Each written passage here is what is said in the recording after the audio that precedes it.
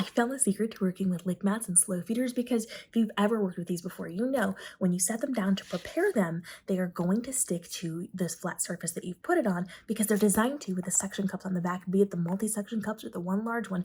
As you're making it, it's not going to move around. And then as your dog is eating it, be it on the floor or on the side of your bathtub, it's not going to move. It's designed to be that way. But when you make it and you go to pick it up to take it to your dog, everything goes flying. It is a disaster. So I found the solution. Now, there are a number of different solutions. There's lots of things that you can be doing. I've tried paper plates before, but they stick to the paper plates. So I've tried putting like paper towels down. They don't stick to the paper towels or to, you know, towels in general if you're putting these things down, but I found a much better solution that also helps to then serve it to your dog or to put it in your freezer for when you're freezing it.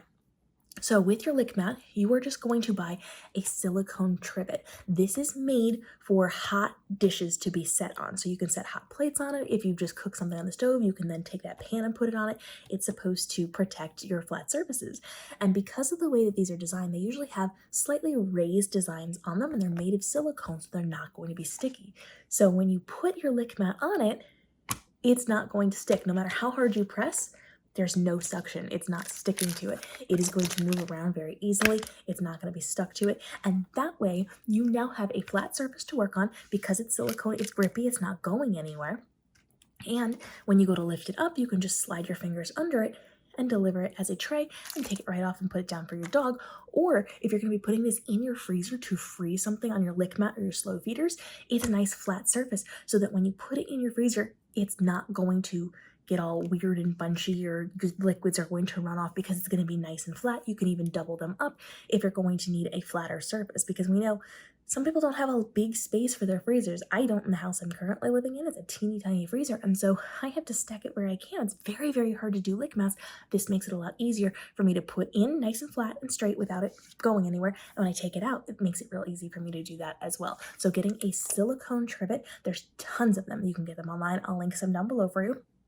But you can get these in a lot of stores too. And then all you have to do is use it almost like a serving tray or a plate to go under your lick mat or your slow feeder to then move it around, and it makes it more sturdy. So even if it's not like frozen, if you just kind of put your really good stuff in the lick mat, it adds a little bit of durability and sturdiness to it. So as you're transporting it, it's not going to wiggle and wobble. Because if I'm holding it like this and something weighs heavily, it's going to be kind of sideways and I could drip a little bit. By having this secondary layer here, that makes it nice and flat, and you can straighten that out a little bit. You can support it a little bit better, so you're not going to have any issues with it. Drop your ideas for how you can be working with lick mats and slow feeders to help each other level up down in the comments below, and we'll see you in tomorrow's episode, continuing to help you navigate the world of being a dog parent so that you can give your pup the best life possible with the least amount of stress on you.